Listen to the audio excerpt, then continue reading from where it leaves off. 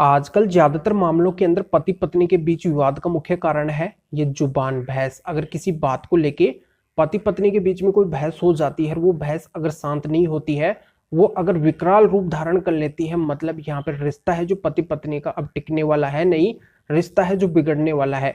या तो रिश्ता है जो डाइवोर्स की ओर जाएगा, या फिर दोनों के बीच में है जो काउंटर टू काउंटर केस है जो चलते रहेंगे, इनकी लाइफ टाइम है जो उन दोनों के बीच में टकराव है जो जारी रहेगा।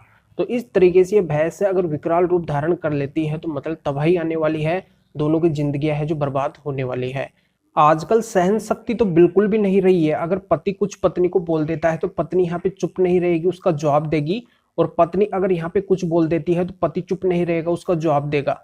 पर यहाँ पे अगर वो कंट्रोल में रह जाते हैं, मान लो अगर वो समझदारी से काम लेते हैं, पति कुछ बोल रहा है तो पत्नी अगर यहाँ पे चुप हो जाती है, और पत्नी अगर कुछ बोल रही है तो पति यहाँ पे चुप हो जाते हैं, तो यहाँ पे मामला आगे बढ़ेगा ही नहीं। वो मामला है जो वहीं पे शांत हो जाएगा।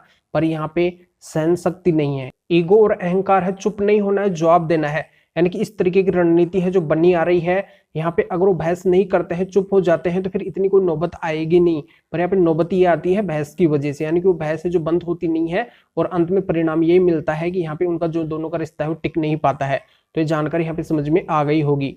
और दूसरी बड़ी बात ये भी है, अगर मान लो पति पत्नी के बीच में कोई विवाद हुआ है, उसको अगर वो अपने बेडरूम तक ही सीमित रखते हैं, उसको अगर वहीं पे शांत कर लेते हैं, तो भी मामला आगे नहीं बढ़ेगा। पर वो क्या करते हैं, बेडरूम की बात को लीक कर देते हैं। पत्नी के द्वारा क्या है, वो बातें हैं जो अपने पेरेंट्स तक पहुंचा दी जाती है, अपने माता पिता बहन भाई तक पहुंचा दी जाती है। फिर उनके कॉल आते हैं पति के पास में, फिर वो डांट फटकार लगाते हैं। वो समझते हैं कि हम यहाँ पे हमारे से कम कोई है ही नहीं, उस तरीके की बातें करते हैं। फिर यहाँ पे पत्नी का है जो आत्मविश्वास जगता है, यानी कि वो है उसको एक बढ़ावा मिल जाता है, क्योंकि पीछे से उसका एक सपोर्ट मिल जाता है। फिर यहाँ पे और भी ज्यादा उत्पात मचाएगी।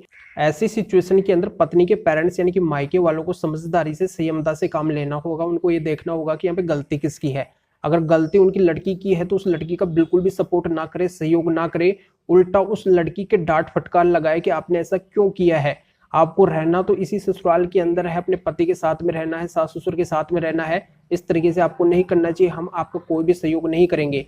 तो ऐसी बातें अगर पत्नी के पेरेंट्स मायके वाले उस पत्नी को बोलते हैं, तो यहाँ पे उसका सहयोग करने वाला है जो कोई बचेगा नहीं, फिर है जो विवाद आगे बढ़ेगा ही नहीं। पर यहाँ पे वो पेरेंट्स क्या करते हैं, उनके पास में जब कॉल जाता है उस पत्नी को बताती है, तो यहाँ पे तुरंत आ जाते हैं सहयोग करने के लिए, उसको लेके है जो चले जाते हैं। फिर मिलता क्या है, अंतिम परिणाम ये मिलता है कि पति के द्वारा कोशिश की जाती है या फिर नहीं कोशिश की जाती है। फिर यहाँ पे है जो दोनों के बीच में टकराव है जो जारी रहता है, काउंटर पे काउंटर केस है जो चलते रहते हैं, डाइवोर्स की ओर मामला जाता है, अंत में है जो रिश्ता टूट जाता है। तो इस तरीके से समझदारी और संयमता से है जो पत्नी के पेरेंट्स यानी कि मायके वालों को काम करना होगा। उनको ये देखना होगा कि यहाँ पे गलती किसकी है, क्योंकि उनको अच्छे से पता होता है कि गलती किसकी है। क्योंकि ज्यादातर पेरेंट्स का हाथ ही होता है झूठे और सच्चे केस करने में, यानी कि पत्नी का जो भी यहाँ पे सहयोग करते हैं उन लोगों को अच्छे से पता होता है कि यहाँ पे गलती किसकी है। तो यहाँ पे ये देखना है कि गलती किसकी है। अगर गलती लड़की या फिर पत्नी की नहीं है, उनके पति या फिर उनके ससुराल वालों की है, तो फिर उन लोगों को जरूर सबक सिखाना चाहिए। जो भी यहाँ पे लीगली प्रावधान है, लीगली एक्शन है, उन लोगों के ऊपर है जो जरूर यूज करना चाहिए।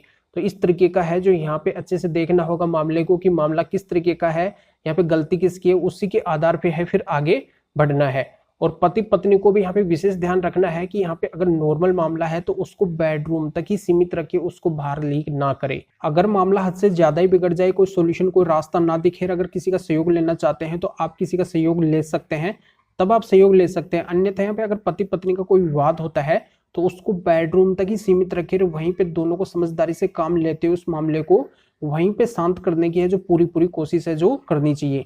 अन्यथा किसी का कुछ नहीं बिगड़ेगा, यहाँ पे पति पत्नी का दोनों का ही जीवन बर्बाद हो जाएगा। जानकारी यहाँ पे समझ में आ गई होगी तो वीडियो को जरूर लाइक करें और शेयर भी करें, और अपने इस चैनल को सब्सक्राइब नहीं किया है तो सब्सक्राइब करके बेल आइकन को भी दबाइए। तो फिर आगे मिलेंगे आपसे नए वीडियो नए टॉपिक के साथ में। आप सभी का बहुत बहुत धन्यवाद।